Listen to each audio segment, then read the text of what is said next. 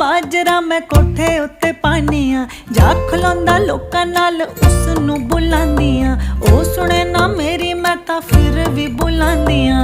नखरे ओदे मैनू खा जाणगे, सानू दूना पवाड़ा पा जाणगे, सानू दूना पवाड़ा पा जाणगे।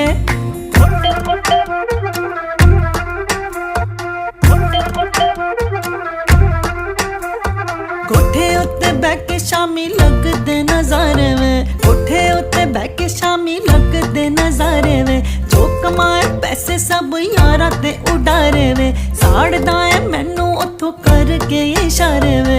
टड़ के उतर तेरे चा जाणगे, सानू दूना पवाड़ा पा जाणगे, सानू दूना पवाड़ा पा जाणगे।